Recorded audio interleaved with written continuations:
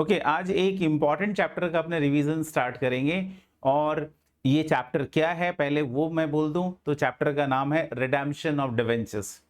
इस चैप्टर में आपको एंट्री करना है, रूल्स जानना है regarding redemption of debentures. Redemption का मतलब होता है रीपेमेंट ऑफ लोन या repayment of debt, that is redemption of debentures. अब ये लोन ऑर्डिनरी लोन नहीं है जो बैंक से लेते हैं, ये लोन फ्रॉम द पब्लिक है और उसे अपने डिवेंचर्स लोन डिवेंचर्स कहते हैं, बेसिकली डिवेंचर्स के नाम से जानते हैं। इस चैप्टर के अंदर में पहले मैं बता दूं कि एग्जाम पर्सपेक्टिव से ये चैप्टर आपका 10 मार्क्स के लिए इंपॉर्टेंट है। From this chapter you may get the 10 marks question straight way, और बहुत ही सिंपल है, इसको छोड़ने का कोई आपको सोचना भी नहीं चाहिए। It's a very easy chapter. कुछ बच्चों को ऐसा लगने लगता है कि ये चैप्टर डिफिकल्ट है, but those who are comfortable in genetics for them I can bet कि ये चैप्टर उनके लिए बहुत ही इजी और मतलब बोल सकते हैं सिंपल है और इजी भी है और जल्दी हो जाएगा।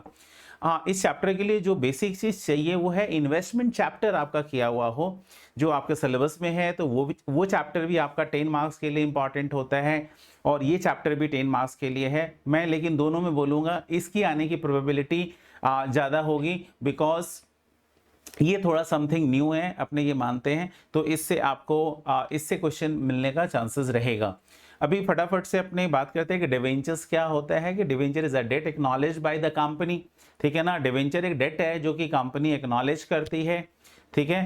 And on that loan the company has to give interest and at the time it will be repayment और redeem, it will be redeem at pre-decided time at pre-decided amount. So everything was पहले से decided होता है कि कितना redemption के time पर अपने को अमाउंट देना और रिडेम्पशन कब होगा ये भी पहले से ही सर्टेन होता है। ऐसा नहीं है कि अचानक कंपनी आती है और अनाउंस कर देती है कि आज रिडीम कर देंगे, तो ऐसा नहीं है। और डिवेंचर्स से ही आखिर कंपनी क्यों लोन या फंड इकट्ठा करती है, लोन नहीं फंड क्यों इकट्ठा करती है। इक्विटी शेयर्स भी तो ऑप्शन है, प्रेफरेंस शेयर्स भी तो ऑप्शन है और डिवेंचर्स भी ऑप्शन है, बैंक लोन भी ऑप्शन है। तो आखिर डिवेंचर्स से ही कंपनी क्यों पैसा रेज करती है, अपना फंड का रिक्वायरमेंट को फुलफिल करती है। सिंपल बात है कि यदि कंपनी को ऐसा कैपिटल चाहिए जो कभी रिटर्न ही नहीं करना है, तब जाके कंपनी इक्विटी को इशू करती है। कंपनी को ऐसा फंड चाहिए जो कि बहुत लंबे समय तक यूज करेगा, ठीक है ना, बहुत लंबे समय तक यूज करेगा, सर्टेनिटी नहीं है लेकिन फिर भी रिटर्न करना है, तो उस केस में कंपनी प्रेफरेंस शेयर्स इशू करती है। कंपनी को यदि लोन चाहिए, ठीक है, और अमाउंट और क्वांटम ऑफ लोन बहुत ह्यूज नहीं है, तो उस केस में कंपनी बैंक लोन प्रेफर करती है। और यदि मतलब मनी मार्केट को हिट करती है, कैपिटल मार्केट को हिट करती, मतलब बैंक को अप्रोच करती है। और यदि कंपनी को चाहिए होता है लॉन्ग टर्म फंड, तो चाहिए से मीडियम टर्म मतलब बोल सकते हैं से 10 ईयर्स के लिए चाहिए, तो उस केस में कंपनी डिवेंचर्स को इशू करती है। जब मार्केट कंडीशन वर्स्ट होता है तो लोग इक्विटी में इन्वेस्ट नहीं करना चाहते, प्रेफरेंस में भी इन्वेस्ट नहीं करना चाहते हैं, और उस केस में कंपनी क्या करती है कि डिवेंचर्स इशू करके मार्केट से पैसे इकट्ठा करती है, मतलब फंड। तो यहाँ पर अपने इस चैप्टर में पहले तो इंपॉर्टेंस समझ रहे हैं कि why the debentures were issued, और अपने आगे फटाफट से क्विक रिवीजन भी कर रहे हैं। तो देखना, पहला मैं यहाँ पर जो बनाया हूँ रिडेम्पशन ऑफ डिवेंचर्स का, तो आप देख सकते हो ये पब्लिक है, आप यहाँ पर नोटिस करो, दिस इज द पब्लिक।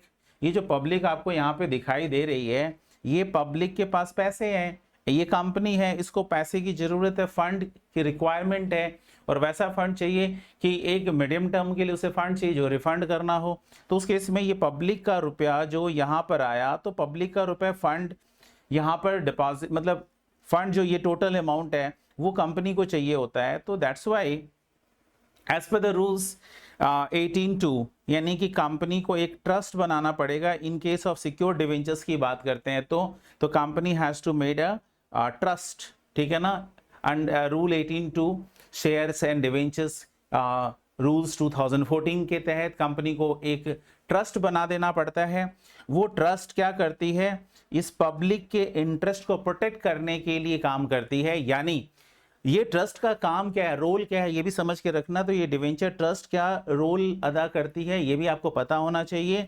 ये कंपनी बनाती जरूर है, बट ये काम जो है ना वो किसके लिए करती है, ये भोले भाले डिवेंचर होल्डर्स के लिए, इनोसेंट इन्वेस्टर्स के लिए ये काम करती है। So that's why debenture trust क्या काम करती है कि कंपनी का एसेट्स मॉर्गेज करवा लेती है। आप देख लीजिए, मॉर्गेज करना पड़ता है ट्रस्ट के पास, और ये जो फंड आता है ना, ये फंड इस मॉर्गेज के अगेंस्ट में कंपनी को मिल जाती है।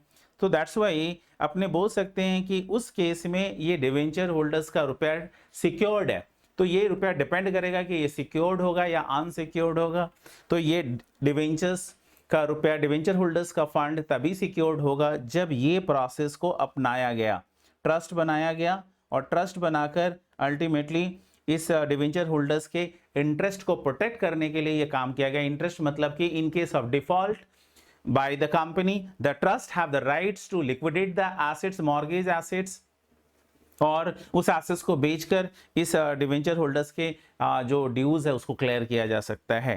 तो ये तो बेसिक बात हुआ कि सिक्योर डिवेंचर्स क्या होता है, ये आप यहाँ पर देख सकते हैं कि अपने सिक्योर डिवेंचर्स की जब बात करें तो उसे कब बोलेंगे कि ये सिक्योर डिवेंचर्स है।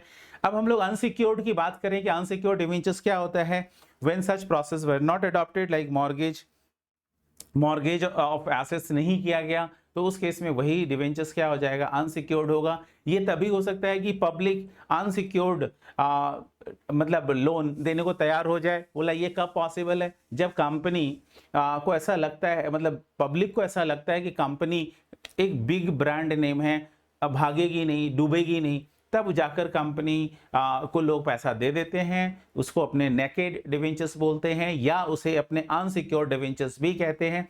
इसके अलावा कई और तरह के डिवेंचर्स होते हैं, आप जानते हैं। एक होता है आपका कन्वर्टेबल डिवेंचर्स, दूसरा होता है नॉन कन्वर्टेबल।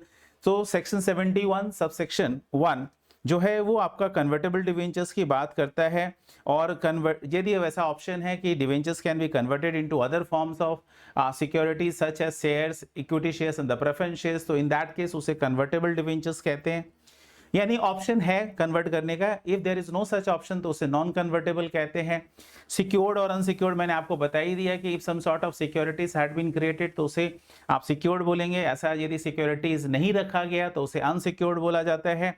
रिडेम्पशन रिडीमेबल और इरिडीमेबल होता है। सो यदि आपका रिडेम्पशन पॉसिबल है तो उसे रिडीमेबल बोलेंगे, यदि आपका डिवेंचर्स का रिडेम्पशन पॉसिबल नहीं है तो इरिडीमेबल बोलेंगे। ये सब फाउंडेशन लेवल पर आपका पढ़ा हुआ है।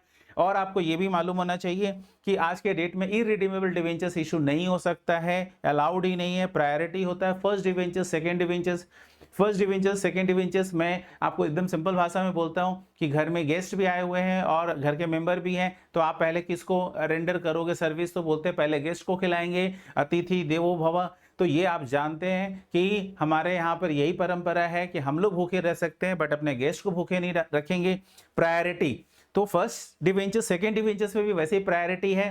पहला डिवेंचर जब कंपनी एसेट्स को मॉर्गेज करके डिवेंचर इशू की तो उसे फर्स्ट डिवेंचर्स बोलेंगे। वो डिवेंचर होल्डर्स का पहला राइट होगा उस एसेट्स के ऊपर। बट कंपनी को फर्दर मान लो डेट मतलब फंड चाहिए, तो उस केस में कंपनी ने क्या किया, फिर से मार्केट में डिवेंचर्स इशू कर दिया और उसी एसेट्स को दोबारा मॉर्गेज कर दिया, तो उसको बोलते हैं second charge. First charge, second charge. तो फर्स्ट डिवेंचर्स, सेकेंड डिवेंचर्स, जो चार्ज के ऊपर डिसाइड होता है कि अपने उसके ऊपर कोई चार्ज क्रिएट किए हैं या नहीं किए हैं। तो repayment priority over second charge debenture holders, यानी कि फर्स्ट चार्ज वाला का पेमेंट पहले होगा, उसके बाद सेकंड चार्ज वाले का होगा, और सेकंड चार्ज वाले को पहला वाले चार्ज वाले का पेमेंट करने के बाद पेमेंट मिलता है। निगोशिएबिलिटी का बेसिस पर भी डिवेंचर्स को डिवाइड किया जाता है। निगोशिएबल डिवेंचर्स होता है और बेयरर होता है। जो आपका रजिस्टर्ड डिवेंचर्स होता है, सॉरी, तो रजिस्टर्ड डिवेंचर्स में होता है कि there is a debenture holders book और उसके अंदर में डिवेंचर होल्डर्स का कंप्लीट डिटेल्स मेंशन किया हुआ रहता है, उसे रजिस्टर्ड डिवेंचर्स कहते हैं। वो ट्रांसफर जब होगा तो न्यू डिवेंचर होल्डर्स का भी नाम कंपनी के रिकॉर्ड में आ जाएगा। और बेयरर वो होता है जिसमें कि अल्टीमेटली एक जो भी धारक है यानी holder is entitled to get the benefit against such debenture certificate, उसके अगेंस्ट में जो भी बेनिफिट है वो मिल जाएगा। ये हो गया आपका बेसिकली अपने डिवेंचर्स के बारे में बात किए। मेथड ऑफ रिडेम्पशन, हम लोग ये सारी चीजें किए हुए थे फाउंडेशन लेवल पर, फिर भी एज अ रिवीजन यहाँ पे कवर कर लिए। जानना चाहिए अपने को कि अब फाउंडेशन का बच्चा आपसे पूछ लिया कि भैया ये चीज क्या होगा, तो आप नहीं बता पाओगे तो वो भी गलत होगा। और सिंस इसे अपना कनेक्टेड टॉपिक है तो ये हमें आना चाहिए। अब मेथड ऑफ रिडेम्पशन की बात करें तो मेथड ऑफ रिडेम्पशन में आपके 4 मेथड होते हैं। आप रिडेम्पशन का मतलब ही होता है repayment of debt, repayment of debt और debentures on pre arrange time at pre arranged amount या pre decided amount. Everything is pre decided, पहले से ही डिसाइडेड होता है कि कितना मतलब पेमेंट किया जाएगा। तो पहला है कि इन लमसम में चुका सकते हैं, दूसरा है इन इंस्टॉलमेंट चुका सकते हैं, तीसरा है कि आप उसे क्या कर सकते हैं, ओपन मार्केट ऑपरेशन कर सकते हैं, very very important. And fourth one है कन्वर्जन के थ्रू, बाय कन्वर्जन। इन लमसम देखो लोन चुकाए तो एक बच्चा भी एंट्री कर देगा, लोन है, लाइबिलिटीज है, पे कर रहे हैं, लाइबिलिटीज मेरा कम हो गया तो लाइबिलिटीज कटेगा मतलब डेबिट होगा, ठीक है, मॉडर्न रूल्स के हिसाब से। तो मेरा लाइबिलिटीज डेबिट होगा और सिंस अपने पेमेंट कर दिए तो अपना बैंक एसेट जो है ना वो क्या हो जाएगा, डिक्रीज। तो इसलिए आपका लोन डेबिट होता है और बैंक क्रेडिट होता है। यहाँ पे भी तो वही करना है आपको। Debentures is a liability that you have to cancel out, so debentures account debited, आप डिवेंचर्स को डेबिट कर दिए और बैंक को क्रेडिट कर दिए, तो ये एंट्री हो गया for redemption in one lump sum.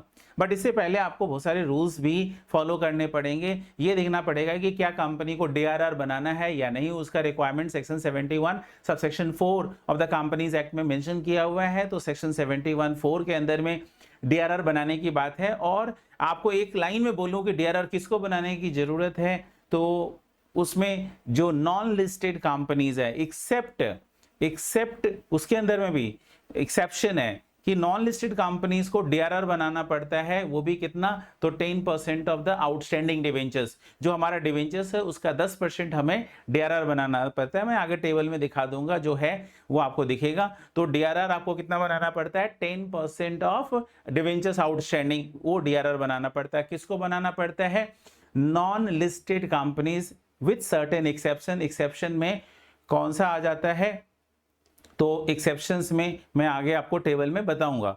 इसके बाद आपका लमसम में रिडेम्पशन हो सकता है। रिडेम्पशन का एंट्री आप कोई मतलब इन इंस्टॉलमेंट हो या इन लमसम हो या इन इंस्टॉलमेंट हो, दोनों में आपका अकाउंटिंग ट्रीटमेंट सेम आने वाला है, कोई प्रॉब्लम नहीं है। इंस्टॉलमेंट सिस्टम में वही एंट्री बार बार होगा, आपको बार बार रिडेम्पशन करना है, इसीलिए डिवेंचर्स डेबिट करना है और बैंक आपको क्रेडिट करना है, ये बार बार करना है। बाय कन्वर्जन बहुत सिंपल है, ठीक है ना। आप देखे होंगे मैं यहाँ पर व्हेन रिडीम तो सीधा है डिवेंचर्स अकाउंट डेबिटेड, यदि प्रीमियम ऑन रिडेम्पशन लग रहा है तो प्रीमियम ऑन रिडेम्पशन को डेबिट किया एंड बैंक क्रेडिट किए। वैसे ही ये एंट्री आपको बार बार रिपीट होगा, ये सारा नोट्स में यहाँ पे लिखा हुआ है कि ये एंट्री हम लोग बार बार क्या करेंगे, रिपीट करेंगे यदि हमारा रिडेम्पशन इंस्टॉलमेंट में हो रहा है। लेकिन बाय कन्वर्जन होने का मतलब है कि आप डिवेंचर्स को कैंसिल करके न्यू फॉर्म्स ऑफ सिक्योरिटीज यानी कि इक्विटी शेयर्स या प्रेफरेंस शेयर्स आप इशू कर रहे हैं। तो यदि इक्विटी शेयर्स या प्रेफरेंस शेयर्स को इशू कर रहे हैं तो उसमें क्या होगा, मेरा डिवेंचर्स लायबिलिटीज कैंसिल होगा and that will be converted into the equity capital और द प्रेफरेंस कैपिटल। तो आपने डिवेंचर्स लायबिलिटीज को डेबिट किया, प्रीमियम ऑन रिडेम्पशन यदि है तो उसको डेबिट किया, है तो नहीं है तो नहीं करना है, जबरदस्ती प्रीमियम नहीं लाना है, मेंशन रहेगा तो करेंगे अदरवाइज नहीं करेंगे। एंड उसे आप क्या कर रहे हैं, अदर फॉर्म्स ऑफ सिक्योरिटीज में कन्वर्ट कर रहे हैं। You might issue equity shares to equity share capital, you might issue preference share capital, तो आप प्रेफरेंस शेयर कैपिटल को क्रेडिट करेंगे और सिक्योरिटीज प्रीमियम भी यदि है उसके अंदर में इशू करते समय जो एग्रीड वैल्यू है तो आप सिक्योरिटीज प्रीमियम को क्रेडिट करेंगे। ये 4 मेथड है। और ओपन मार्केट ऑपरेशन बेसिकली यहीं पर इन्वेस्टमेंट चैप्टर का पूरा ज्ञान लग जाता है और एग्जाम पर्सपेक्टिव से इसी को अपने बोलेंगे कि सबसे ज्यादा इंपॉर्टेंट है। ओपन मार्केट ऑपरेशन में क्या होता है कि अपना ही डिवेंचर्स मार्केट से खरीदकर मार्केट में अवेलेबल है, कुछ साल बीत जाते हैं ना, आफ्टर सम इयर्स देखते होंगे आप, बहुत सारा आजकल वीडियो आता है बिफोर आफ्टर। तो बिफोर में आपने पास्ट में आपने इशू किया हुआ है, आफ्टर अभी आप डिवेंचर्स को क्या करेंगे, मार्केट में वही डिवेंचर्स मार्केट में बिक रहा है। अब आपका जो डिवेंचर्स आपने इशू किया था initially that is recorded as your liability, वो लायबिलिटीज आपको कभी ना कभी फ्यूचर में पे करना है, बट वही चीज आपका मार्केट में अवेलेबल है और वो सस्ते दाम पर अवेलेबल है। सेम मार्केट में सेम चीज अवेलेबल है मार्केट के अंदर में। सपोज कर लीजिए कि डिवेंचर्स आपका 100 रुपए का है, मार्केट में अवेलेबल है 90 में, तो आपको तो ये समझ में आ रहा है ना, ओके हमारा डिवेंचर्स मार्केट में सस्ते में बिक रहा है तो अभी कैंसिल करना जरूरी है, चलो भाई इसे कैंसिल करो। तो मार्केट में आप 90 में लेकर आपके पास यदि फंड है तो 90 में खरीदा, 100 का लाइबिलिटीज कैंसिल कर दिया, 10 रुपए का आपका फायदा है। मैं 100 से लेकर एग्जांपल एक्सप्लेन कर रहा हूं। यदि वही चीज मार्केट में आपको 100 में अवेलेबल है तो आप 100 में भी खरीद के कैंसिल कर सकते हो। क्यों? क्योंकि सपोज कर लीजिए आपको लोन की जरूरत ही नहीं है, सो अननेसेसरी आप उस रुपए को रखकर अपने पास इंटरेस्ट क्यों पे करोगे, सो दैट्स वाई आप कैंसिल करोगे। सो वहां पर आपको इंटरेस्ट की लोन की जरूरत नहीं है। यदि आप रखोगे तो आपको आपके जेब से इंटरेस्ट लग जाएगा। So that is the main reason कि यहां से उसे हटा दिया जाता है, यानी रीपे कर दिया जाता है।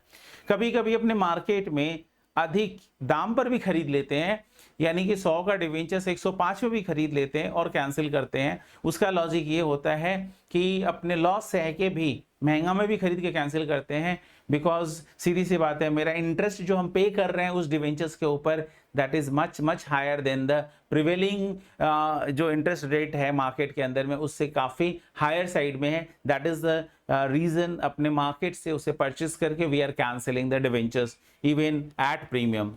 तो ये था आपका ओपन मार्केट ऑपरेशंस में हम लोग फोकस बढ़ाएंगे, आगे जाएंगे, उसी के ऊपर सारा ध्यान रहेगा।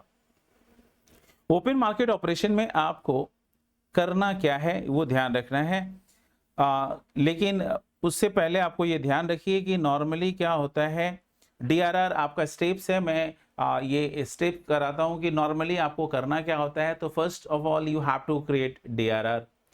डीआरआर ये रिक्वायरमेंट्स है सेक्शन 71(4) का, उसके रिक्वायरमेंट के हिसाब से आपको डीआरआर बनाना होगा। नंबर 1, डीआरआर बनने के बाद आफ्टर क्रिएटिंग डीआरआर आपको इन्वेस्टमेंट करना पड़ेगा।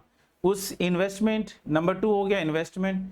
तीसरा है आपका जब इन्वेस्टमेंट कर दिया तो आप उसे क्या करेंगे, बिफोर रिडेम्पशन आपको लिक्विडेट करना है इन्वेस्टमेंट को। अब रिडेम्पशन आपको इन्वेस्टमेंट करने के बाद आपको क्या करना है, इन्वेस्टमेंट को लिक्विडेट करना है, so that you have a sufficient fund.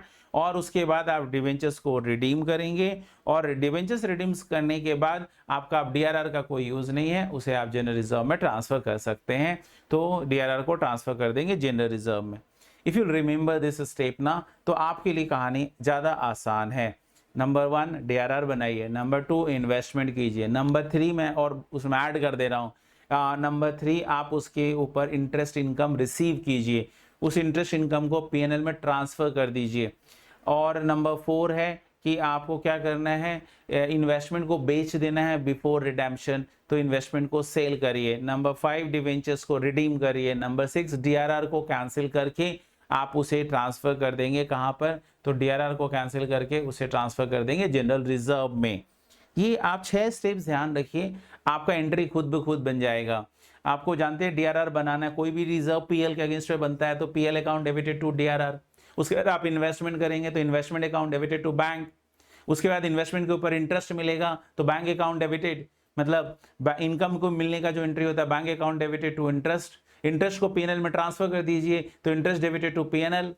उसके बाद आप क्या करेंगे, इन्वेस्टमेंट को बेच दीजिए बिफोर रिडेम्पशन, तो आप इन्वेस्टमेंट बेचेंगे तो बैंक डेबिटेड और इन्वेस्टमेंट क्रेडिटेड, प्रॉफिट और लॉस हुआ उसे पीएनएल में ट्रांसफर करिए। इसके बाद आपका नेक्स्ट हो जाएगा कि आप डिवेंचर्स को रिडीम कर दीजिए तो debentures account debited, premium redemption debited to bank. उसके बाद आप क्या करिए, जो आप डीआरआर बनाए हैं उसे ट्रांसफर कर दीजिए जनरल रिजर्व में। डीआरआर को आप रिजर्व को कैंसिल करने के लिए क्या करेंगे, डिवेंचर्स रिडेम्पशन रिजर्व डेबिट करेंगे और जनरल रिजर्व में ट्रांसफर करें तो general reserve balance will increase, तो जनरल रिजर्व का बैलेंस को क्रेडिट करेंगे। यही है, इतना ही है। इतना हो गया ना, तो आप समझो कि आपका काम हो गया। अब मैंने यहाँ नोट लिख भी दिया है, interest dividend income on investment shall be transfer to profit and loss account, profit and loss on disposal of investment should be transfer to profit and loss account. ये सारा मैंने लिख दिया है। अब ओपन मार्केट ऑपरेशन ही हमारा focus है पूरा इस चैप्टर में। आपका ओपन मार्केट ऑपरेशन ही एग्जाम में हिट होगा, तो उसके पॉइंट ऑफ व्यू से ओपन मार्केट ऑपरेशन का पहले मैंने कैसे होता है मैंने वो बताया। वो हो सकता है कि इसके लिए भी पब्लिक ऑफर दिया जाता, पब्लिक ऑफर नहीं, डिवेंचर होल्डर्स को ऑफर दिया जाता है, बुक बिल्डिंग प्रोसेस होता है, या ऐसा हो सकता है कि थ्रू स्टॉक एक्सचेंज ही वो, मतलब मार्केट से ही खरीद ले कंपनी। डिपेंड करता है, कंपनी को चूज करना है कि वो कहाँ से खरीदेगी, वो अपना डिसीजन लेती है, बट अनाउंस पहले कर देती है कि डिवेंचर्स या मतलब डिवेंचर्स को कहाँ से खरीदेगी, ये पहले से ही डिसाइडेड होता है। ऐसा नहीं है कि वो अचानक वो बोलती है कि हम से मतलब डिवेंचर होल्डर से लेंगे। तो उसके पास दोनों ऑप्शन है, वो डायरेक्टली डिवेंचर होल्डर से खरीद सकती है। उसके पास दूसरा ऑप्शन है कि वो स्टॉक एक्सचेंज के थ्रू खरीद सकती है। अकाउंटिंग ट्रीटमेंट में व्हेन ओन डिवेंचर्स परचेज, तो मैंने डीआरआर बनाने का एंट्री नहीं लिखाया है। डीआरआर बनाने का एंट्री सबको पता है, पीएनएल डेबिटेड, जो फ्री रिजर्व है, जो फ्री प्रॉफिट है, आप वहां से बना सकते हैं। तो पीएल अकाउंट डेबिटेड टू आपका डीआरआर हो गया, मैं उसका एंट्री नहीं कराया। इन्वेस्टमेंट कराने का एंट्री नहीं कराया, वो पता है कि इन्वेस्टमेंट करने का एंट्री होता है इन्वेस्टमेंट टू बैंक, ठीक है ना, आप समझना, मैं ये बेसिक चीज नहीं कराया, मैं सीधा आ गया व्हेन जो मार्केट से अपना ओन डिवेंचर्स खरीदा और अपना डिवेंचर्स लाइबिलिटीज को कैंसिल किया। तो व्हेन ओन डिवेंचर्स परचेज, तो जब आप डिवेंचर्स अपना ही डिवेंचर्स मार्केट से खरीदेंगे ना, तो आपका ऑब्जेक्टिव है कि आप उससे लाइबिलिटीज को कट करोगे। तो आप यहाँ पर एक बार एज ए एसेट्स रिकॉर्ड कर रहे हो, ओन डिवेंचर्स डेबिट कर रहे हो, एज ए एसेट्स आपने यहाँ पर डेबिट किया, own debentures debit, and this is to be debited with the cost. उसके अंदर एक्रूड इंटरेस्ट के लिए भी पेमेंट हम लोग कर सकते हैं। सिंस आपने यहाँ पर रिवीजन कर रहे हैं तो अपने को पता ही है कि ये चीज एक्रूड इंटरेस्ट भी एलिमेंट जुड़ा हुआ हो सकता है। कंसिडरेशन में भी कम इंटरेस्ट और मे बी एक्स इंटरेस्ट। तो आपको यदि इंटरेस्ट एलिमेंट जुड़ा हुआ है तो हटाकर कॉस्ट से डेबिट करना है, और यदि डायरेक्टली कॉस्ट ही दिया हुआ है कोटेशन इज एक्स इंटरेस्ट, तो आप यहाँ पर वही लिखेंगे। तो यहाँ पर आपको जो लिखना है, कॉस्ट का मतलब हो गया consideration x interest, consideration x interest, interest element नहीं होना चाहिए। और जो आप इंटरेस्ट के लिए पेमेंट कर रहे हैं वो डिवेंचर इंटरेस्ट अकाउंट में डेबिट करेंगे, ठीक है ना, डिवेंचर इंटरेस्ट अकाउंट में डेबिट करेंगे, दैट इज एक्रूड इंटरेस्ट के नाम से। एंड बैंक को आप क्या करोगे, क्रेडिट करोगे, बिकॉज उसके लिए आपका बैंक आउटफ्लो हुआ। तो हमने एक एसेट्स खड़ा कर लिया, ओन डिवेंचर एसेट्स। इसका हमारा टारगेट क्या है कि भाई मैं इससे अपना लाइबिलिटीज को कैंसिल करूंगा। मैंने एक एग्जांपल लिया, देख लीजिए, डिवेंचर इंटरेस्ट पेबल ऑन 30 सितंबर and 31 March, company purchase 10% own debentures from open market for redemption of debentures on 1 Feb 21, debentures quoted at 98 cum interest. अब देखो, जब मैंने ये किया, इस तरह का वर्किंग कर दिया, तो आपके लिए ज्यादा आसान हो गया कि मैंने जो कंसिडरेशन पेड किया है वो कंसिडरेशन है कितना, 9800, कंसिडरेशन इज 9800, और उसके ऊपर अपने इसके अंदर में इंटरेस्ट एलिमेंट जुड़ा हुआ है। तो इंटरेस्ट एलिमेंट कितने महीने का, तो इंटरेस्ट पेड होता है 30 सितंबर एंड 31 मार्च। तो आपका ये जो डेट है वो 1 Feb है, तो 30 सितंबर लास्ट इंटरेस्ट पेड किया गया, अक्टूबर, नवंबर, दिसंबर एंड जनवरी, तो यानी कि 4 महीने आ रहे हैं। तो 4 मंथ्स का इंटरेस्ट इसके अंदर में क्या है, एक्रूड है। तो अपने जो पेमेंट किए हैं ना उसके अंदर में 4 महीने का इंटरेस्ट के लिए भी पेड किए हैं, और उसको मिलाकर पर डिवेंचर्स प्राइस हुआ 98, पर डिवेंचर्स प्राइस है 98, यहाँ पर लिखा हुआ है debentures quoted at 98 cum interest, तो उसके अंदर में इंटरेस्ट एलिमेंट जुड़ा हुआ है। तो कंसिडरेशन हमने दिया है 9800, 10,000 का 98% कर लेंगे, क्योंकि 9800 रुपीज का valuation generally nominal value face value अपने मानते हैं कि डिवेंचर्स का 100 होता है, तो उसका अपने 98% निकाल लिए तो 9800 हो गया। उसके अंदर एक्रूड इंटरेस्ट देखो, मैंने 4 मंथ्स का 10,000 नॉमिनल वैल्यू के ऊपर इंटरेस्ट कैलकुलेट होता है, तो 10,000 के ऊपर at the rate of 10% for 4 months हमने निकाल लिया, तो 333। तो cost of own debentures 9467, cost of own debentures 9467, मैंने यहाँ पे अप्रोक्सीमेशन नियरेस्ट रुपी में लिया है, तो दैट्स वाई मैं फ्रैक्शन को हटाया हूं, आप एग्जैक्टली फ्रैक्शन लेके कर सकते हैं।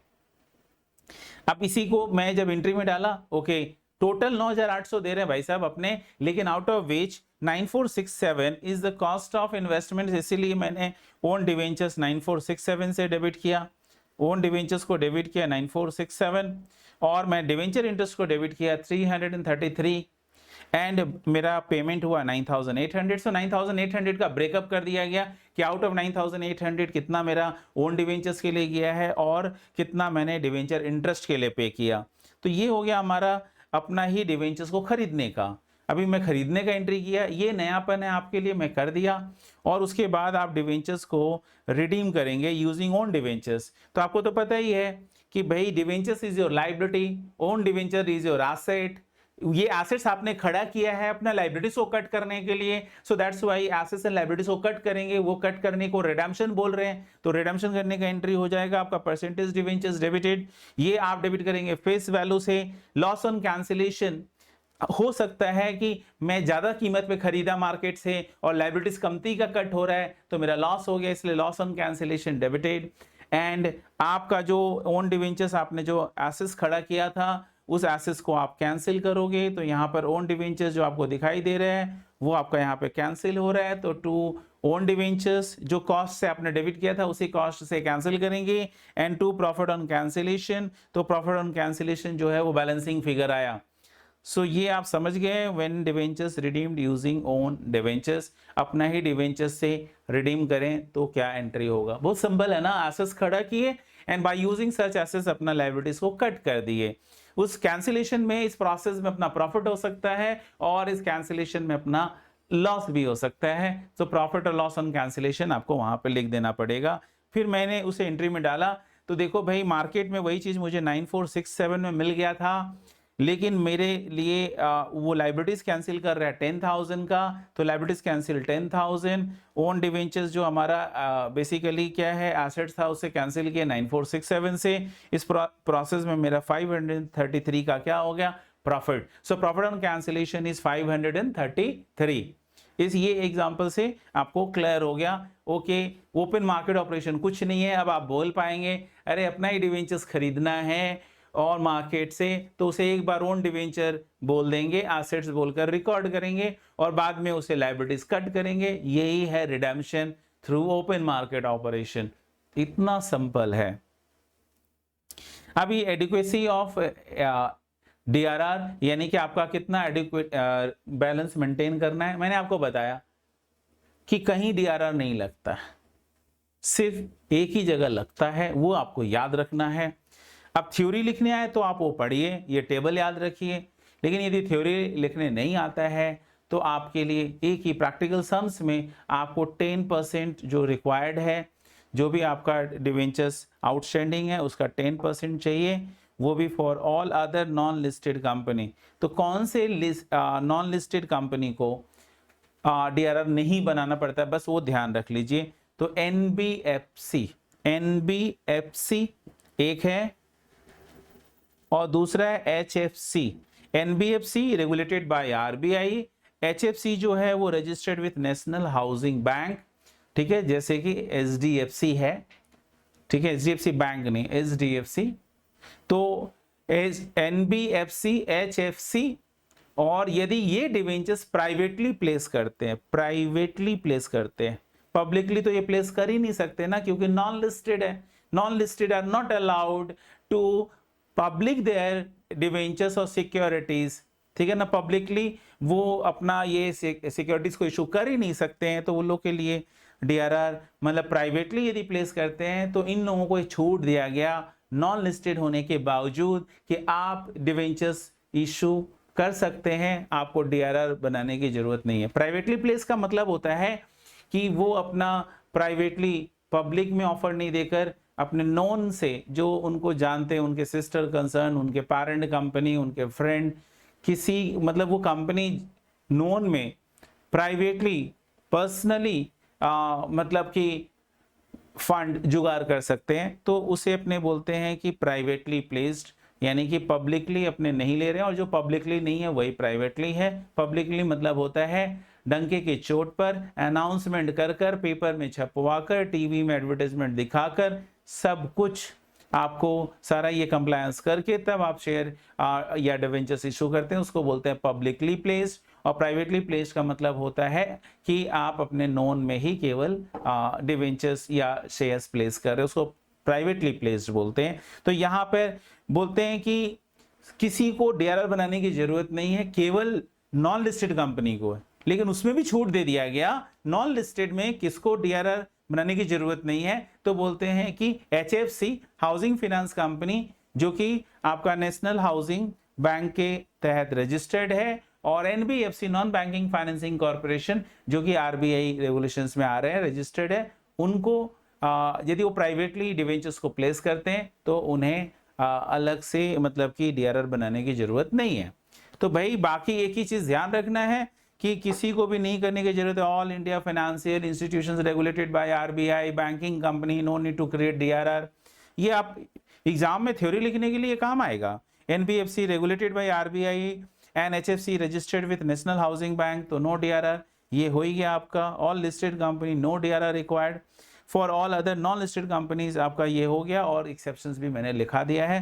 तो ये हो गया आपका बेसिकली DRR बनाने का प्रोविजन की 10% DRR बनाना पड़ेगा ऑफ द आउटस्टैंडिंग डिवेंचर्स। तो आपका सेक्शन 71 सबसेक्शन 4 और एक इन्वेस्टमेंट का भी बात किया है कि इन्वेस्टमेंट भी करना पड़ता है, तो बोला इन्वेस्टमेंट कितना करना पड़ता है उसकी बात की हुई है। तो इन्वेस्टमेंट के लिए बोला हुआ है कि आपको जिस ईयर में रिडेम्पशन होगा, जिस ईयर में रिडेम्पशन होगा, यानी कि सपोज कर लो हमने यहाँ पे एक एग्जांपल रखा 1/4/21 एंड 31 मार्च 22, ये आप दो डेट देख रहे हैं, ये इसके बीच में 12 महीने हैं। तो बोलते हैं ये एक फिनेंशियल ईयर है, इस फिनेंशियल ईयर में जो भी मेरा डिवेंचर आउटस्टैंडिंग होगा, ठीक है ना, रिडेम्पशन के लिए, ठीक है, तो जो डिवेंचर्स मेरा आउटस्टैंडिंग होगा by this date, by the end of that financial year, उसका 15%, उसका 15% मुझे इन्वेस्ट कर देना पड़ेगा by 30th April, by 30th April of the same financial year. यानी कि आप देख सकते हैं पिक्चर वाइज आपको यहाँ पे समझ में आ रहा है कि 30th अप्रैल तक मुझे क्या कर देना पड़ेगा, जो मुझे रिडीम करना है उसका 15%। तो मैं यहाँ पे न्यूमेरिकल लिखा हूँ, total debentures outstanding 100 lakh, redemption के लिए ड्यू हो रहा है 20 लाख 31 मार्च तक में, इस डेट तक 20 लाख, और 20 लाख का 15% कितना होता है, तो बोलते हैं 15% इज इक्वल टू 3 लाख। तो मुझे ये 3 लाख का इन्वेस्टमेंट कर देना है by 15% of debentures redeemable by 31 March, जो इस साल के 31 मार्च तक में रिडीमेबल है उसका 15% कर देना। तो 15% ऑफ 20 लाख, कितना डिवेंचर्स है उससे कोई मतलब नहीं बनता है, कितना रिडेम्पशन के लिए ड्यू हो रहा है वो हमारे लिए इंपॉर्टेंट है। तो यहाँ पर अपने बोल सकते हैं कि डिवेंचर्स रिडेम्पशन रिजर्व का सारा का सारा अपने बोल सकते हैं कि यहाँ पर अपना कंप्लीट हो गया थ्योरेटिकल पार्ट। अब यहाँ से सम्स प्रैक्टिस आपको करना है, तो कुछ सम्स इंपॉर्टेंट है जो अपने करेंगे, और वो सम्स यदि अपने कर ले रहे हैं तो आप समझो इस चैप्टर पे फुल कमांड आपका हो गया। ओके, सो अपने थ्योरेटिकल पार्ट कंप्लीट कर चुके हैं, अभी जो करेंगे वो है सम्स। कुछ एक सम्स कर लेते हैं ताकि अपना जो रिवीजन किया हुआ है वो पूरा पक्का हो जाए, और इसका आपको जो डिस्क्रिप्शन है नोट्स आपको बनाने का ज़्यादा प्रेशर नहीं लेना है, ये आपको नोट्स मिल जाएगा, मैं आपको सॉफ्ट कॉपी जो है इस वीडियो के साथ अटैच कर दूंगा, सो दैट आपको टेंशन नहीं करना है। केवल और केवल अभी ध्यान दीजिए कि इस चैप्टर को अब अपने जो करने जा रहे हैं, बट ध्यान रखिए रिवीजन करने से पहले आप इन्वेस्टमेंट चैप्टर का रिवीजन जरूर करके रख लीजिए, सो दैट जब ओपन मार्केट ऑपरेशन वाला सम्स करेंगे तो वहां पर आपको आसानी लगे। तो यहाँ पर जो पहले हम लोग करने जा रहे हैं ये है फर्स्ट सम्स आ रहा है मेरे मैट का, on January 1 Rama limited listed company है ये। तो ध्यान दीजिएगा कि क्वेश्चन में ये लिस्टेड कंपनी है या अनलिस्टेड कंपनी है। यदि लिस्टेड कंपनी है तो DRR जो आपका फंड का रिक्वायरमेंट है, इन्वेस्टमेंट का रिक्वायरमेंट है, वो करने की जरूरत नहीं है since it is listed company. लेकिन जो नॉन लिस्टेड होता, ठीक है, इन दैट केस आपको प्रोविजन का कंप्लायंस करना पड़ेगा। सो यहाँ पर had 500 debentures of 100 each outstanding in its books carrying interest eight 6% per annum. So 500 into 100 करेंगे तो 50,000 रुपीज होगा, और डिवेंचर्स आउटस्टैंडिंग है। ये जनवरी 1 को हमें कहानी बता रहा है कि जनवरी 1 को ये स्टोरी है कि अपना 50,000 का डिवेंचर्स आउटस्टैंडिंग है। आगे क्या बोल रहा है वो भी पढ़ते हैं। In accordance with the regulatory requirements, the directors of the company acquire debentures from the open market for immediate cancellation as follows। यानी कि आपका ऑलरेडी परमिशन है कि आप ओपन मार्केट ऑपरेशन कर सकते हैं, so that's why open market operation कर रहा है ये। 1 मार्च को इन्होंने 5,000 एट 98 कम इंटरेस्ट खरीदा है। तो कोटेशन प्राइस के अंदर में इंटरेस्ट एलिमेंट इंक्लूडेड है, यानी आपने जो पेमेंट किया है 5,000 इंटू 98, 5,000 इंटू 98, तो आपने पेमेंट किया है सॉरी 5000 का 98% करेंगे तो आपने पेमेंट किया है 4900। ये 4900 का जो पेमेंट आपने किया इसके अंदर में इंटरेस्ट एलिमेंट भी जुड़ा हुआ है। ये हमें कैसे मालूम चल रहा है कि इसके अंदर में इंटरेस्ट एलिमेंट भी जुड़ा हुआ है? तो आप देख सकते हो कि यहाँ पर कम इंटरेस्ट है, और कम इंटरेस्ट का मतलब है कि कोटेशन इज इंक्लूडिंग इंटरेस्ट, और इंटरेस्ट इसमें कितने महीने का होगा तो वो हमें डेट चाहिए होगा कि debenture interest is payable half yearly on 30 June and 31 December. So last interest paid किया गया होगा 31 दिसंबर को। सो जनवरी एंड फरवरी 2 महीने का इंटरेस्ट इसके अंदर में इंक्लूडेड है। सो 4900 में 2 महीने का इंटरेस्ट कैलकुलेट करेंगे। So interest is calculated on the face value, और फेस वैल्यू इस डिवेंचर्स का 5000 है, तो 5000 के ऊपर 6% के रेट से कैलकुलेट करेंगे। रिजल्टिंग फिगर 300 रुपए पूरे ईयर का है, और 2 महीने का निकालना हो तो डिवाइडेड बाय 12 मल्टीप्लाइड बाय 2 करेंगे। सो तो 50 रुपीज हमारा क्या हो गया आपका, इसके ऊपर इंटरेस्ट एलिमेंट है। तो आपने जो पेमेंट किया था 4000 कितना 900, 4900 में 50 रुपीज आपने पेमेंट जो किया हुआ है वो क्या चीज के लिए पेमेंट किया? सो 50 रुपीज आप एक्रूड इंटरेस्ट के लिए पेमेंट किए, तो टोटल 4900 जा रहा है। आउट ऑफ 4900 जो जा रहा है उसमें 4850 आपका खुद का डिवेंचर्स मार्केट से खरीदने के लिए जा रहा है, एंड 50 रुपीज जो जा रहा है वो क्या चीज के लिए जा रहा है? तो उसके ऊपर डिवेंचर इंटरेस्ट के लिए जा रहा है। तो यानी आप जब मार्केट से खरीदेंगे तो ओन डिवेंचर्स को डेबिट करेंगे 4850 से, डिवेंचर इंटरेस्ट को डेबिट करेंगे 50 से, और बैंक आपका क्रेडिट होगा 4900 से। आपको ये मैं दिखा दे रहा हूं, तो देख लीजिए यहाँ पर ओन डिवेंचर्स को डेबिट किया गया है, आप यहाँ पर टिक लगा सकते हैं। तो यहाँ पर आप देख सकते हो कि ओन डिवेंचर्स को डेबिट किया गया है 4850 से, ठीक है। ये नोट्स आपको मिल जाएगा, केवल समझा हुआ रहना चाहिए, समझो आप। तो टू आपका बैंक करके हमने जो पेमेंट किया है, और उसके अंदर सिंस इंटरेस्ट इंक्लूडेड था इसलिए अपने इंटरेस्ट एलिमेंट को भी यहाँ पर क्या किए, माइनस कर दिए, ठीक है ना। सो 5000 इंटू 6% इंटू 2/12 करके आपका यहाँ पर 2 महीने का इंटरेस्ट एलिमेंट इसके अंदर है, जो कि 50 रुपीज आया था। वो 50 रुपीज यहाँ से माइनस कर देंगे, और वो 50 रुपीज आपका यहाँ पर देखिए हमने जो टू बैंक करके डिवेंचर इंटरेस्ट पे किया। सो 1 मार्च को मैंने डिवेंचर इंटरेस्ट पे करने का भी एंट्री मैंने कर दिया। से मैं अंडू कर दूं बिकॉज आपको ये नोट्स मिलेगा, अदरवाइज टिक लगा हुआ ही मिल जाएगा आपको। तो यहाँ पर आप अल्टीमेटली देख सकते हैं कि ये हमने यहाँ पे जो किया है डिवेंचर इंटरेस्ट का एंट्री किया। अब ये इमीडिएट कैंसिलेशन के लिए है, तो आपका नेक्स्ट एंट्री क्या चीज के लिए आएगा? आपको डिवेंचर्स को जो लाइबिलिटीज है आपका उसे कैंसिल करेंगे विद द ओन डिवेंचर्स, जो आपका एसेट है। आपने मार्केट से ये एसेट्स खड़ा किया, एंड ऑब्जेक्टिव आपका है डिवेंचर्स कैंसिल करना है, इसीलिए आपने फर्स्ट डिवेंचर्स को 1 मार्च को ही आप देखो आपने बाय 6% डिवेंचर्स करके 4850 लिख रखा है। ये 4850 आपको दिख रहा है। ये 4850 कितने का लायबिलिटीज को काटेगा? 5000 के लायबिलिटीज को कट करेगा, इसीलिए आपका डिवेंचर्स अकाउंट में जाएंगे, और आप देखो यहाँ पर 4850 हम कट कर रहे हैं, और अल्टीमेटली आपका 4850 ओन डिवेंचर से आया, और 150 का आपको फायदा हो रहा है। That is the profit on cancellation, क्योंकि अपने को तो पता है ना 5000 का लायबिलिटीज कैंसिल हुआ, 5000 का लायबिलिटीज कैंसिल हुआ।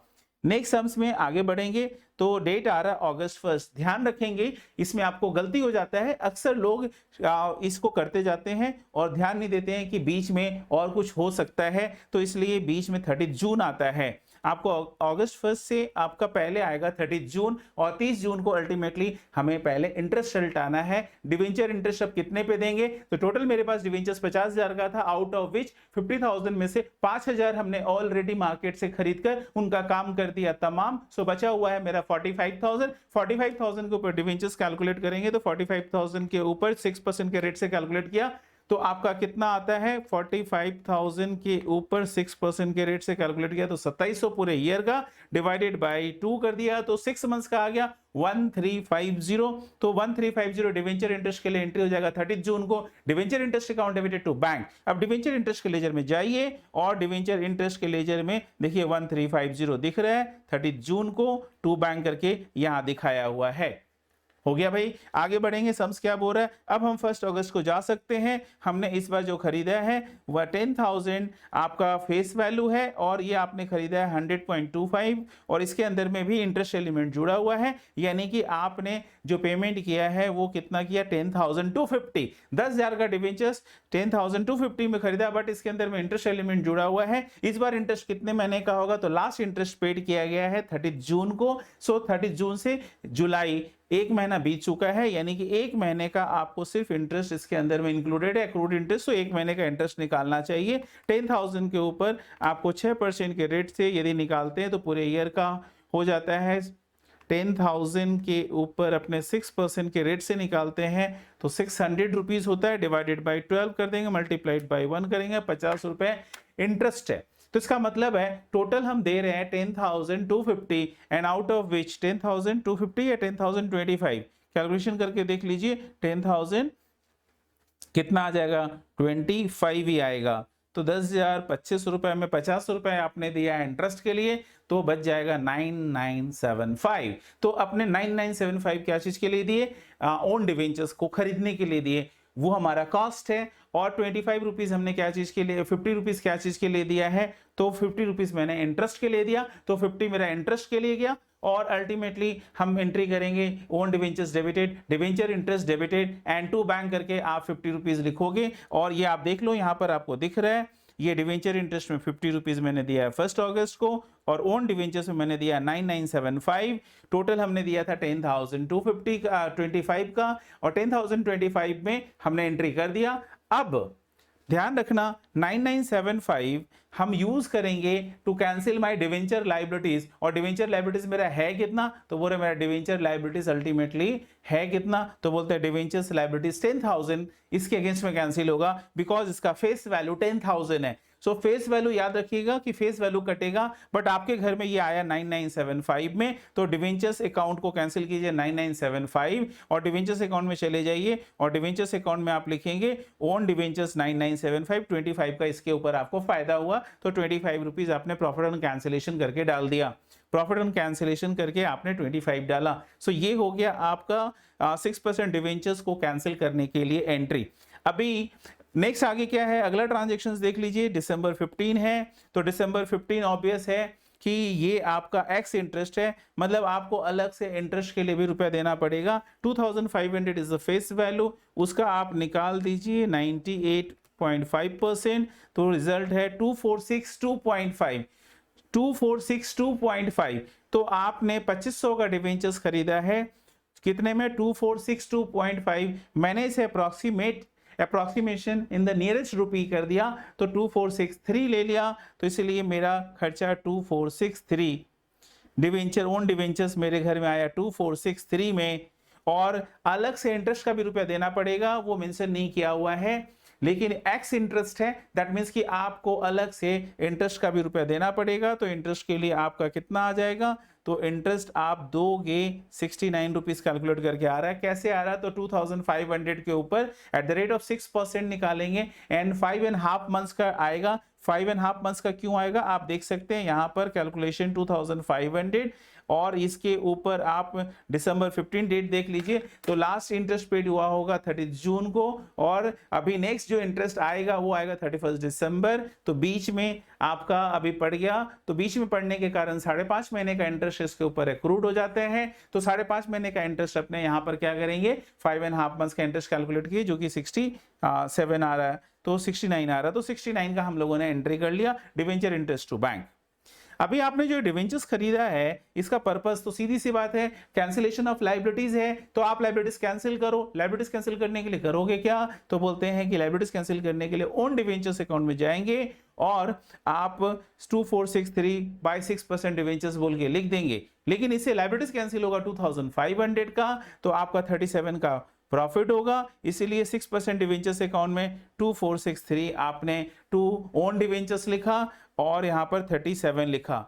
यदि आप इंस्टीट्यूट का स्टडी मैट देख रहे हैं तो डोंट बी कंफ्यूज, उन्होंने ओन डिवेंचर्स के बजाय टू बैंक लिख रखा है, उससे कोई फर्क नहीं पड़ता है, ये ज्यादा एक्यूरेट है। इंस्टीट्यूट ने भी नोट में ये बात मेंशन किया हुआ है, तो डोंट बी कंफ्यूज कि हाँ सर ने तो ओन डिवेंचर्स लिख दिया जबकि इंस्टीट्यूट बैंक लिखा है। भाई दूसरा सम्स भी तो देखिए, जहां पे ओन डिवेंचर्स अकाउंट बनाने बोल दिया तो वहां पे ओन डिवेंचर्स इन्होंने लिखा है, तो उन्होंने अल्टरनेटिव वे भी मेंशन किया हुआ है। सो आपको कंफ्यूजन नहीं होना चाहिए, मैं इसलिए ये बात बोल दिया ताकि आप हो सकता है कि मेरा रेगुलर क्लास नहीं किए हो तो आपको आइडिया नहीं होगा, इसलिए मैंने यहाँ पर रेगुलर क्लास में तो मैं चैप्टर का हर सम्स ही कराया हूँ, तो आपको पूरा आइडिया वहां पर मैं रीजन भी समझाता हूँ धीरे धीरे। यहाँ पर आपको फटाफट से ये रिवीजन है, तो मैं ये मान रहा हूँ कि आपका ऑलरेडी पहले से किया हुआ है।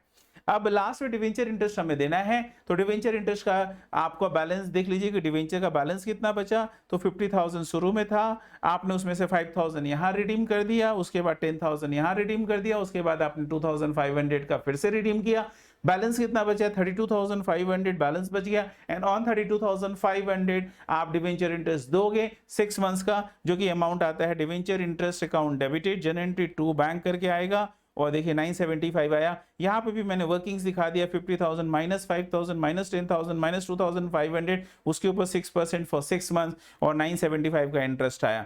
आपको अच्छी तरीके से पता है interest should be closed against the profit and loss account because it's a nominal account, this is to be closed down. इसीलिए अपने यहाँ पे डिवेंचर इंटरेस्ट को बाय पीएल करके ईयर एंड में 2494 कर दिया।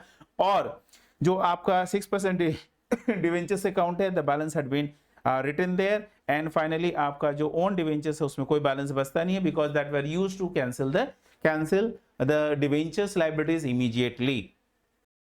So अगला क्वेश्चन जो हम लोग करने जा रहे हैं वो है इंपॉर्टेंट, मेरा मार्क किया हुआ है। सो क्वेश्चन नंबर 4, इस तरह का सम्स आपको डायरेक्टली एग्जाम में मिल सकते हैं। तो क्वेश्चन नंबर 4 फटाफट से पहले पढ़ेंगे, पुराना इसमें जो किया हुआ पहले हटा देता हूं और उसके बाद फिर से फ्रेश करेंगे। ये मेरा क्लास में कराया हुआ रहता है ऐसे, तो फिर से फ्रेश पढ़ रहा हूं आपके लिए, ऐसा नहीं है। और करते हुए मैं सॉल्यूशन का टाइम बचा रहा हूं, ये रिवीजन, इसलिए आप फटाफट वहां पे जाकर रेफर करके देख सकते हैं। मुझे 1 घंटे में ही टारगेट है कि मैं कितना मैक्सिमम करा सकता हूं।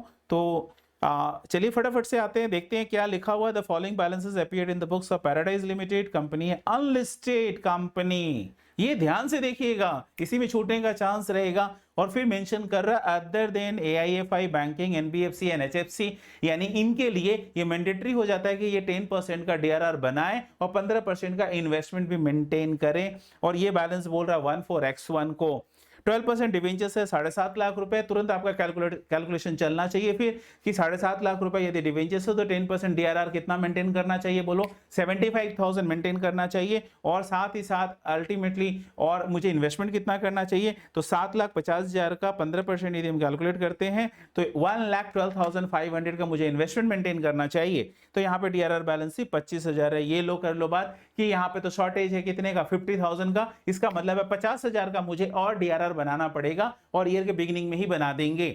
नेक्स्ट है आपका इन्वेस्टमेंट भी देख लीजिए, DRR इन्वेस्टमेंट 1,12,500, थैंक गॉड ये तो पूरा है आपका 1,12,500 का फिगर मैच कर रहा है, तो इसमें कोई टेंशन नहीं है। इन्वेस्टमेंट प्रॉपर्ली किया हुआ है, पहले से प्लान चल रहा है, रिप्रेजेंटेड बाय 10%।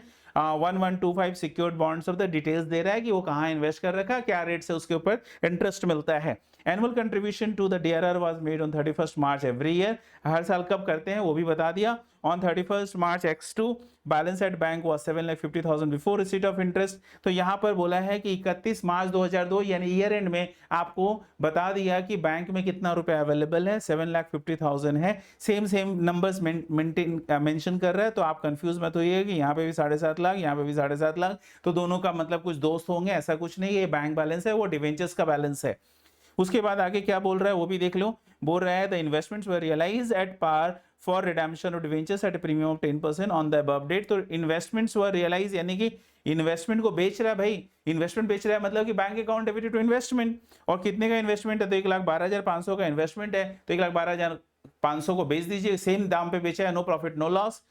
प्रॉफिट लॉस होता भी तो P&L में चला जाता, ये ध्यान रखेंगे, बताया हुआ है मेरे रूल्स का डिस्कस करते समय, ये मैंने आपको ऑलरेडी मेंशन किया हुआ है। At premium 10% on the above date. और रिडेम्पशन जो हो रहा है वो प्रीमियम पे हो रहा है, जो प्रीमियम और रिडेम्पशन देना है उसे आप जनरल रिजर्व या प्रॉफिट एंड लॉस अकाउंट से कोई भी फ्री रिजर्व से एडजस्ट कर सकते हैं। You are required to prepare the following accounts for the March debentures account. Okay भाई, डिवेंचर्स अकाउंट बोल रहा है, DRR अकाउंट यानी reserve account, DRR investment account यानी कि आपका इन्वेस्टमेंट के लिए आप बना रहे हैं, पूरा नाम लिखना ही पड़ेगा, और bank account and debenture holders account. बहुत सिंपल है, यहाँ पर आपको ये अकाउंट बनाने बोला है 5। फटाफट से यदि मैं बोलूं तो आसान है। पहले तो आप DRR डिवेंचर्स अकाउंट में आप देखेंगे कितना परसेंटेज डिवेंचर्स है, तो यस 12% डिवेंचर्स है, तो 12% डिवेंचर्स अकाउंट का लेजर खोलिए और वहां पर आप लिखेंगे by balance brought down, date डालेंगे 1 अप्रैल X1। आप देख रहे हो ना, 1 अप्रैल X1 को डिवेंचर्स अकाउंट में लिखूंगा बाई बैलेंस ब्रॉट डाउन। आपको दिखा भी देता हूं, आपको ये नोट्स मिल जाएगा, बार बार बोल रहा हूं, तो आपको टेंशन नहीं है, एकदम प्रॉपर बना हुआ है। तो यहाँ पर आप बाई बैलेंस ब्रॉट डाउन 7,50,000 देख भी पा रहे हैं, ये हो गया 7,50,000। नेक्स्ट है आपको बोला हुआ है डीआरआर अकाउंट बनाइए, तो डीआरआर अकाउंट में आपका बैलेंस कितना है, गिवन है 25,000। तो ये आप देखिए डीआरआर अकाउंट 14x1 को 25,000 है। और प्रॉफिट एंड लॉस अकाउंट आपको यहाँ पर क्या करना है कि आपको यहाँ पर इसको भी बिगिनिंग में ही करिए, 31 मार्च x2 को बाय पीएल करके आप 50,000 का प्रोविजन बना दिए, ठीक है ना। 50,000 का प्रोविजन बना दिए, क्यों बना दिए, क्योंकि रिक्वायरमेंट्स है, लीगल रिक्वायरमेंट्स है कि आपको 10% प्रोविजन मेंटेन करना पड़ता है, और 10% प्रोविजन यदि बनाना है तो टोटल 25 आपका 75 होना चाहिए, 25 पहले से ही है, तो आपने 50 का और प्रोविजन बनाया तो टोटल 75 हो गया। आपको अच्छी तरीके से पता है कि once the redemption was done, तो जो बैलेंस इन डीआरआर होता है that is to be transfer to general reserve. देख लीजिए लास्ट में जाकर जब रिडेम्पशन हो गया है तो उसी बैलेंस को कहां पे ट्रांसफर कर दिया गया, जनरल रिजर्व में ट्रांसफर कर दिया गया है। नेक्स्ट अपने बात करते हैं कि इसके बाद आपका डीआरआर इन्वेस्टमेंट बोला है। डीआरआर इन्वेस्टमेंट को देखिए, डीआरआर इन्वेस्टमेंट में to balance brought down given था, तो टू बैलेंस ब्रॉट डाउन 1,12,500, और लास्ट में बोला हुआ है कि ईयर एंड में जाकर उसे बेच दे रहे हैं और एट पार बेचे इन्वेस्टमेंट को, तो bank account debited to investment, आप देख लीजिए बाई बैंक करके 1,12,500, ये अकाउंट भी क्लोज हो गया। बैंक में बैलेंस दिया हुआ है 7,50,000, टू बैलेंस ब्रॉट डाउन करके अपने बैलेंस लिख दिए। और इसके बाद आपका जो जो ट्रांजेक्शन हो रहा है वो आपको करना पड़ेगा। ट्रांजेक्शंस में क्या हो रहा है, आपने इन्वेस्टमेंट को बेचा है, इन्वेस्टमेंट को बेच के पैसे आए 1,12,500, तो 1,12,500 अपने लिखे। और इस इन्वेस्टमेंट की लिखा हुआ क्वेश्चन में मेंशन किया हुआ कि इस बैलेंस के अंदर में इंटरेस्ट ऑन जो डीआरआर है वो मुझे नहीं मिला है, तो उस इंटरेस्ट को भी यहाँ पर क्या किया गया है, रिसीव करने का एंट्री करना पड़ा। तो हमने 1,12,500 पे 10% के रेट से इन्वेस्टमेंट कर रखा था, तो 11,250 मेरा इंटरेस्ट मिल गया, तो 11,250 के लिए एंट्री हो गया आपका bank account debited to DRR, interest on DRR, ये आपका डीआरआर इन्वेस्टमेंट पे जो इंटरेस्ट मिला उसका एंट्री हो गया।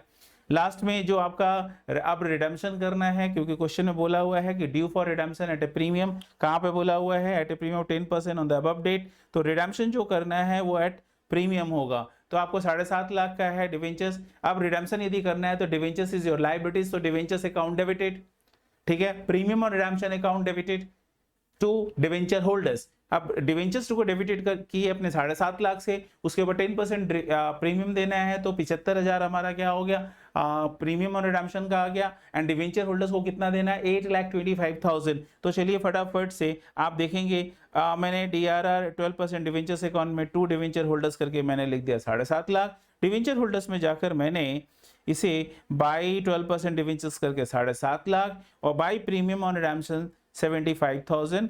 अपने प्रीमियम और रिडेम्पशन का लेजर खोले हैं कि नहीं खोले, पूछा नहीं था इसलिए हमने खोला नहीं, यदि खोलते तो वहां पे भी चला जाता है कि प्रीमियम और रिडेम्पशन में आप डिवेंचर होल्डर्स बोल के लिखते 75,000। अब जो आपका डिवेंचर होल्डर्स अकाउंट में आपने लिखा है, तो 8,25,000 मुझे डिवेंचर होल्डर्स को पेमेंट करना है, तो टू बैंक करके मैंने 8,25,000 का पेमेंट कर दिया डिवेंचर होल्डर्स को। अब अल्टीमेटली इसमें बचा क्या, कुछ भी नहीं, आपको ट्रांसफर करना है, ये 8,25 बैंक में आ गया, और अल्टीमेटली 4,8750 आपका बैलेंस बचा कहां पर, तो आपका बैलेंस बचा है अल्टीमेटली बैंक अकाउंट में, बैंक अकाउंट में ये आपका बैलेंस बच गया, ठीक है, बैलेंस बच गया। तो बैंक का भी काम हो गया, सारा काम हो गया, डिवेंचर होल्डर्स का काम हो गया। आप एक एक करके देख लीजिए भाई, मैं आपको पूरा दिखा दे रहा हूं, नहीं तो बोलेंगे जल्दी जल्दी सर कराया, कुछ समझ में नहीं आया। फिर से बोल रहा हूं, डिवेंचर्स भाई, सॉरी, डिवेंचर्स आपका 7.5 लाख का था, ये रहा 7.5 lakh, by balance brought down के और डिवेंचर होल्डर्स में ट्रांसफर कर दिए। डीआरआर अकाउंट में 25,000 था और आपने 50,000 का क्रिएट कर दिया, टोटल 75,000 सिंस रिडेम्पशन हो गया ईयर एंड में, इसीलिए जनरल रिजर्व में ट्रांसफर कर दिए। नेक्स्ट अपने डीआरआर इन्वेस्टमेंट में जितना सफिशिएंट बैलेंस हमने चेक किया उतना ही बैलेंस मेंटेन था, तो बाद में हमने रियलाइज कर लिया, तो since to balance brought down करके बैलेंस गिवन है, और बाद में मैंने उसे रियलाइज कर लिया ईयर एंड में बिफोर रिडेम्पशन, तो 1,12,500 हमारा रियलाइज करने का एंट्री हो गया, हमारा डीआरआर इन्वेस्टमेंट भी बैलेंस हो गया। उसके बाद हमारा बैंक में शुरू में 7.5 लाख बैलेंस दिया हुआ था, शुरू में नहीं ईयर एंड में दिया हुआ है, केवल बोला है before interest on DRR investment, तो मैंने वही लिया, और इसके बाद मैंने इन्वेस्टमेंट को बेचा वो ले लिया। अल्टीमेटली मैंने डिवेंचर होल्डर्स को जो पेमेंट किया वो by debenture holders 7.5 lakh plus 75,000 premium मिलाकर 825 एंड बैलेंस बचा 4,8750। डिवेंचर होल्डर्स अकाउंट में अल्टीमेटली क्या आया, तो आपको अच्छी तरीके से पता है 7.5 लाख डिवेंचर्स के लिए, 75,000 रुपया उसके ऊपर प्रीमियम के लिए, और 8,25,000 डिवेंचर होल्डर्स को देने का। कहानी हो गया खत्म, और इसमें और कुछ भी नहीं है। ये एक इंपॉर्टेंट सम्स था जो मैंने आपको करा दिया। नेक्स्ट हम लोग इंपॉर्टेंट सम्स और कौन सा करेंगे, तो मेरे हिसाब से एक इंपॉर्टेंट सम्स है आपके लिए आ रहा है, ये छोटा सा, ये आपको छोटा सा किसी भी बड़े से सम्स के साथ चिपका देगा और आपसे पूछ लेगा। अब बच्चा है तो इसे या तो छोड़ देगा डर के मारे, लेकिन मैं बोल रहा हूँ इसे ही आप प्रैक्टिस कीजिए। भले रिडेम्पशन और डिवेंचर चैप्टर में आपको कहीं डिफिकल्टी भी लगता हो, बट मेरे हिसाब से बहुत इजी चैप्टर है। बट आप क्वेश्चन नंबर 7 जरूर करिए, क्योंकि क्वेश्चन नंबर 7 में बहुत ईजी सा पार्ट है जो कि क्वेश्चन नंबर 6 में यूज होता है। क्वेश्चन नंबर 6 में यूज होगा, जो कि ये बड़ा सम्स है, तो ये पॉसिबल नहीं कि रिवीजन क्लास में कराया जा सके, और एग्जाम में भी वो इतना बड़ा सम्स नहीं आएगा, क्योंकि उनको पूछने के लिए बहुत सारा समुंदर है, वो केवल एक ही चैप्टर पे क्यों फोकस करेंगे। सो क्वेश्चन नंबर 7 मेरा इंपॉर्टेंट मार्क कराया हुआ। सबसे पहले मैं यहाँ पर करूंगा इरेज करने का काम। चलिए ये हो गया इरेज। चलिए, तो यहाँ पर क्वेश्चन नंबर 7 मैं पढ़ रहा हूं, आप भी मेरे साथ पढ़िए। पहला बोल रहा है company, a company had issued 20,000 13% debentures of 100 each on 1st April X1। ये बहुत छोटा सा सम 4 मार्क्स का आ सकता है, ठीक है, 5 मार्क्स मैक्सिमम, उसके लिए तो ये बहुत ज्यादा है। 2 मार्क्स के लिए भी पूछे तो मतलब मैं आश्चर्य नहीं करूंगा, लेकिन मैक्सिमम ये 4 to 5 मार्क्स का पूछना चाहिए। लिखा हुआ है the debentures are due for redemption on 1 July X2। तो 1 जुलाई X2 को ये डिवेंचर्स जो है वो ड्यू फॉर रिडेम्पशन हो रहा है। The terms of issue of debentures provided that they were redeemable at a premium of 5% and also conferred option to the debenture holders to convert 20% of their holdings into equity shares।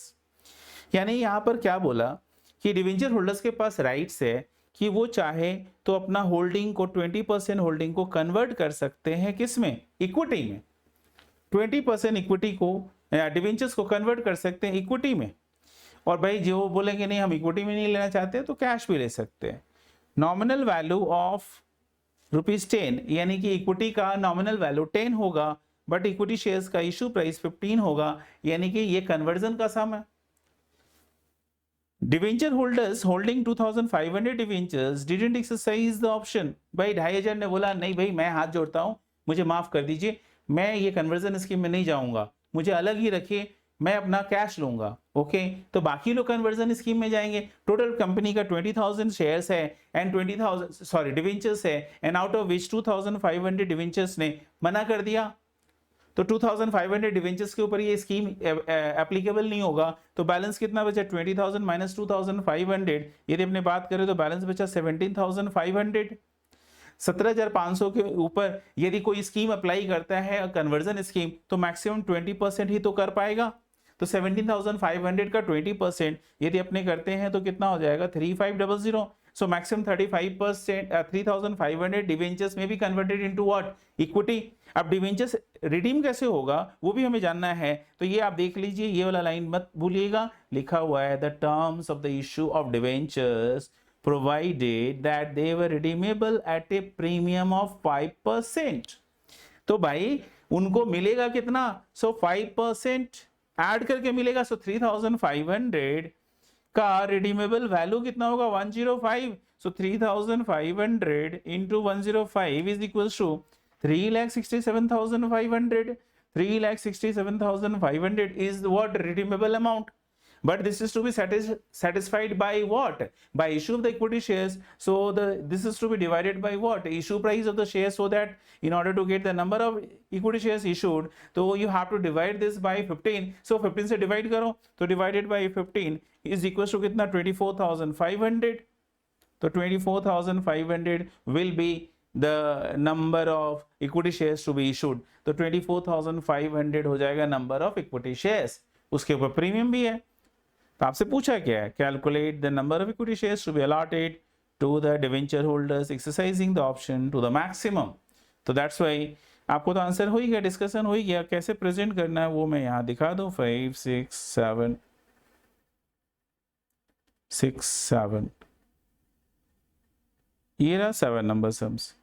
सो देखिए, computation showing number of equity shares to be issued on conversion of debentures, तो 20,000 total है। 2,500 ने बोला opt out कर लिया, जो कि exam में last time opt out option मिला था, इस बार चांस नहीं है ऑप्ट आउट होने का।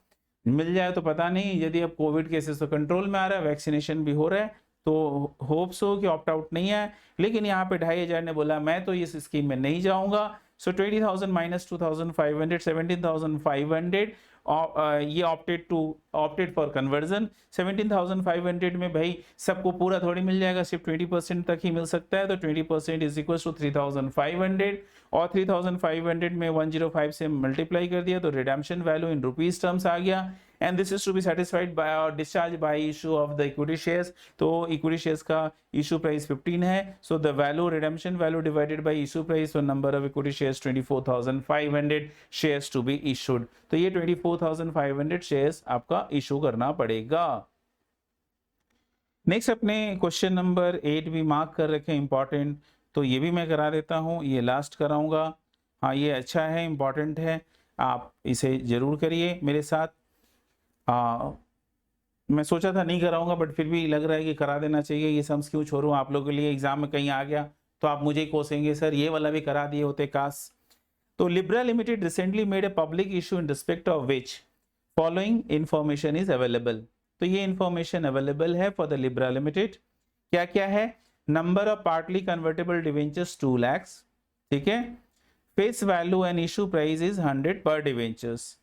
इसमें आपका 2 लाख रुपए पार्टली कन्वर्टेबल 2 लाख डिवेंचर्स है, फेस वैल्यू 100 का है, यानी कि 200 लाख का डिवेंचर्स, 200 लाख का डिवेंचर्स इशू किया है या क्या किया है, मेड अ पब्लिक इशू। यानी इस सम्स को मैं इंपॉर्टेंट क्यों मार्क किया, इसमें इशू भी आ जाएगा, अंडरराइटिंग कमीशन भी आ जाएगा, सारा बात आ रहा है। अंडरराइटिंग कमीशन, अंडरराइटर क्या होता है आप नहीं जानते हो तो मैं बता दूं, अंडरराइटर वो है यदि पब्लिक में नहीं बिका तो अंडरराइटर को पर्सनली ये डिवेंचर्स खरीदना पड़ेगा, जितना उन्होंने गारंटी दिया है उतना उन्हें पर्सनली खरीदना पड़ेगा।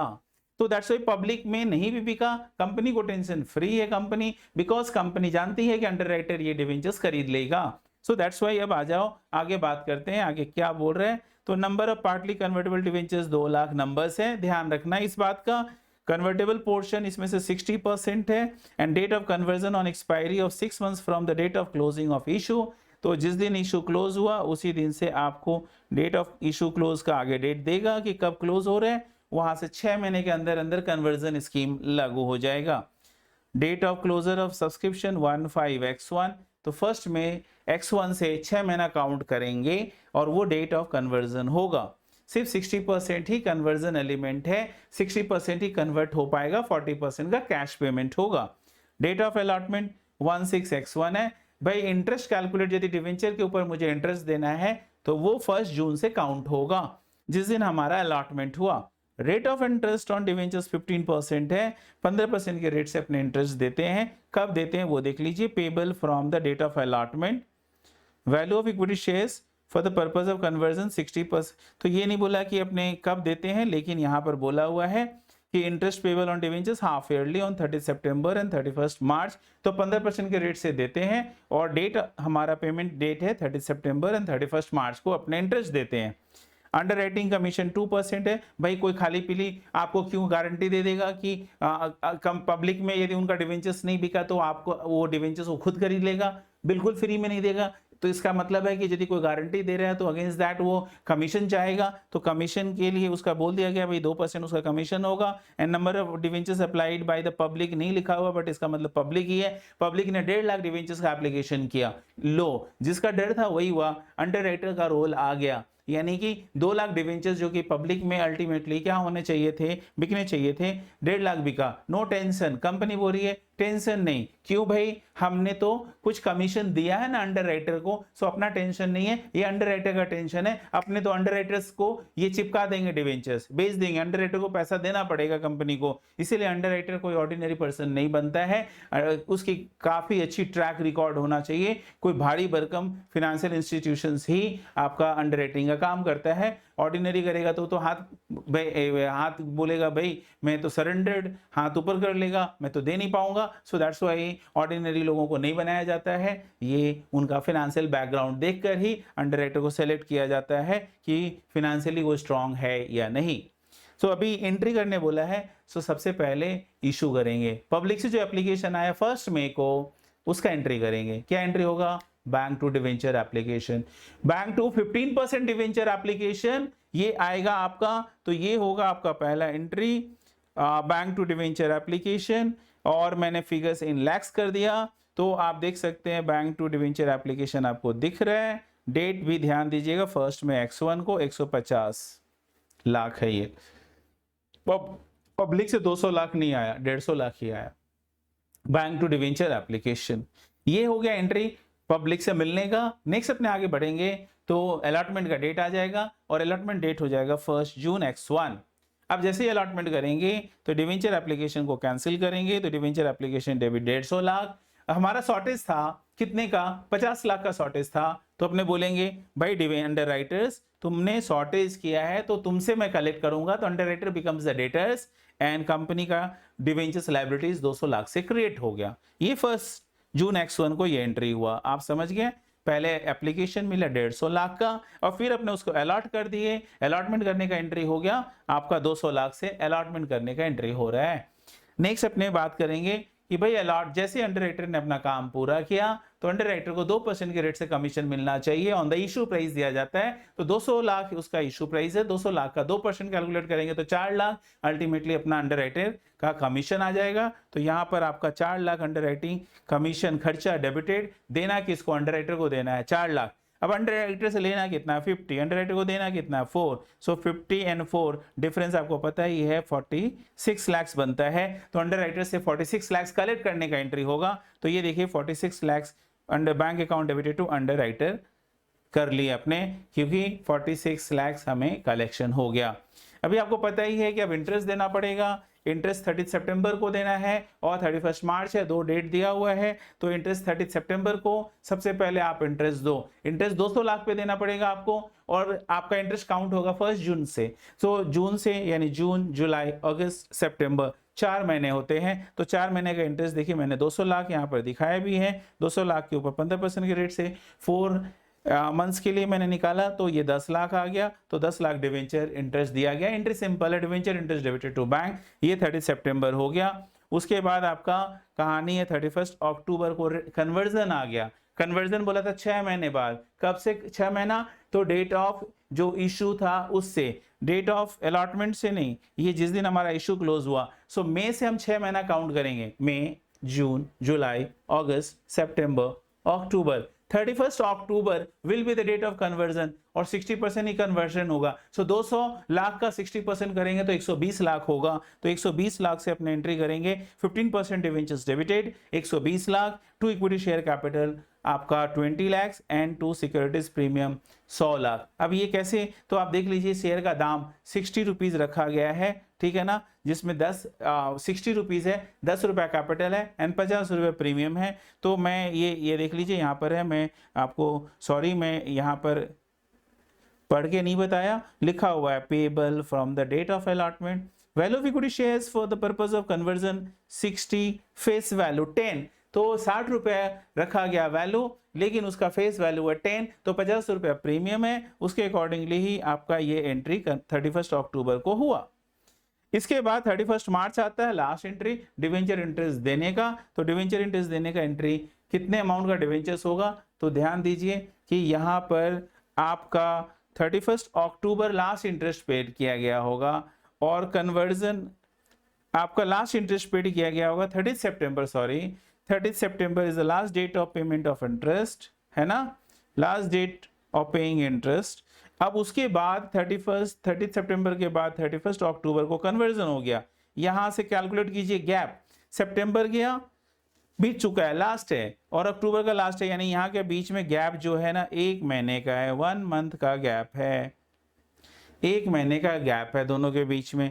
इसका मतलब आपका डिवेंचर इंटरेस्ट तो पहला 1 महीने के लिए तो पूरा 200 लाख पे देना है, लेकिन इस दिन 120 लाख कैंसिल हो गया, तो इसके बाद आपका 80 लाख के ऊपर रेस्ट 5 मंथ्स का देना है, क्योंकि यहां पर 120 लाख का डिवेंचर्स लाइबिलिटीज कैंसिल हो गया, तो बचा हुआ जो है वो आपको 5 मंथ्स का देना है। तो दैट्स वाई यहां पर आप देख लीजिए डिवेंचर इंटरेस्ट डेबिटेड होगा 7.5 लाख से।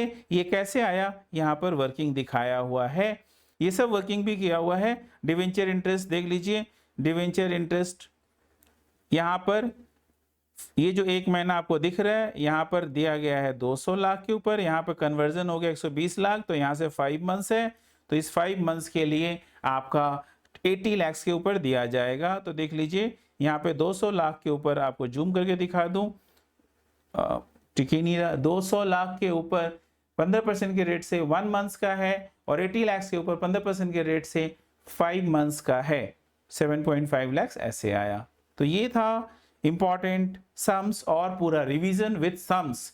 हमने सॉल्यूशन भी किया है, आपको जब ये मिलेगा तो पूरा चैप्टर ही मिल जाएगा, टुगेदर विद सब सम्स का सॉल्यूशन भी आपको मिल जाएगा।